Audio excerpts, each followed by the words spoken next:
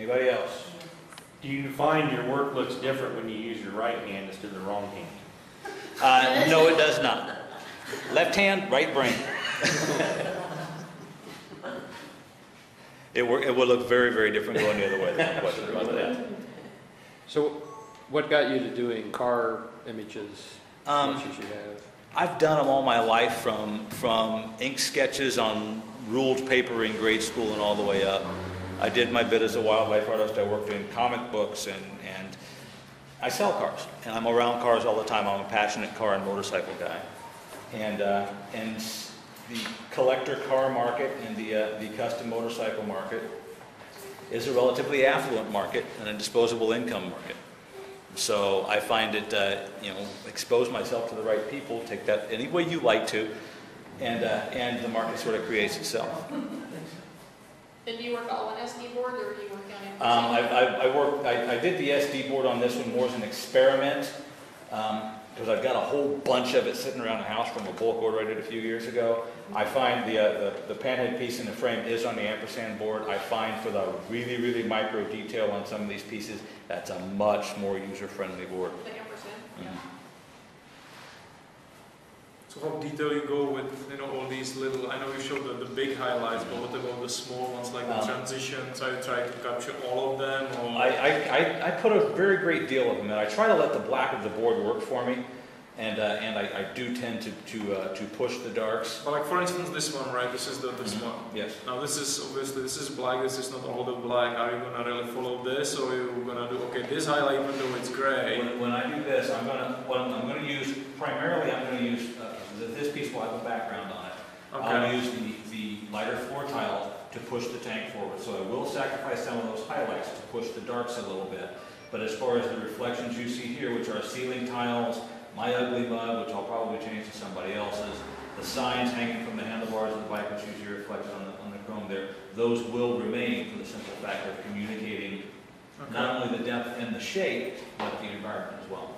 Okay, so you will stick to it, basically. Absolutely. I will push the darks forward with a wider background on this particular piece. I'm normally not real big on background, but this one I think calls for it. It helps me shape that gas tank.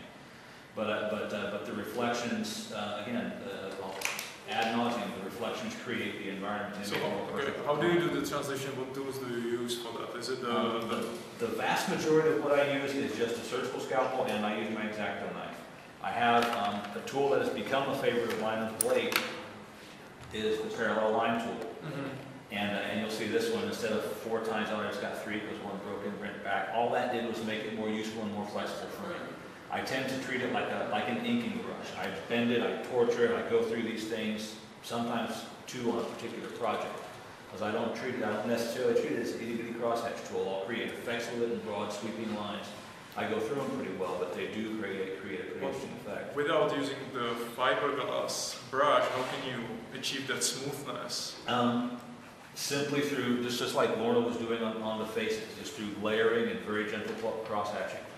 And you'll see a little bit of that in the Corvette, although it's a coarser piece. You'll see a lot of it as you look deeper into the Harley pieces. I'll go through very, very light lines.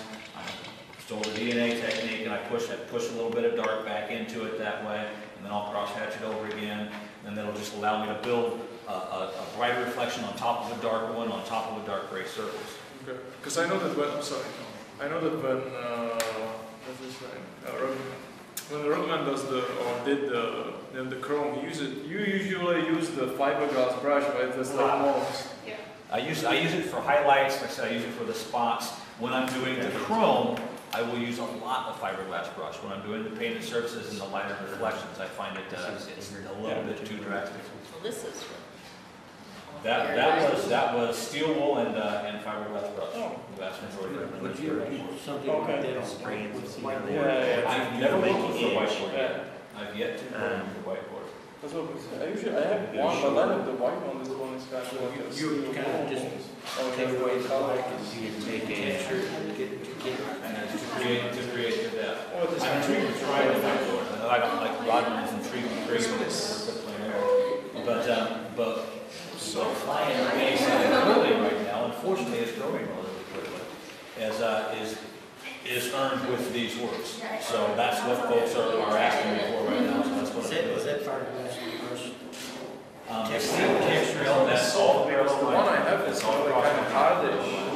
Can you show me where you use the parallel line brush on that one piece?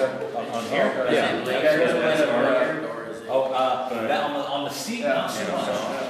And I'm sorry, you're probably gonna get a lot of glare on the glass. Yeah, I can manage that. But on the seat, there's just a lot of cross hatching to create the leather texture with the parallel line tool.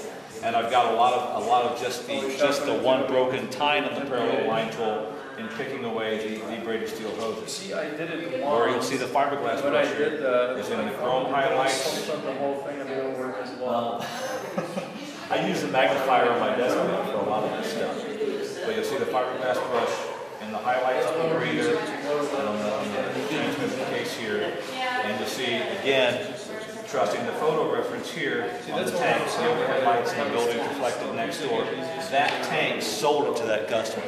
He just said, hey, I know that, I know those buildings, I know the lights.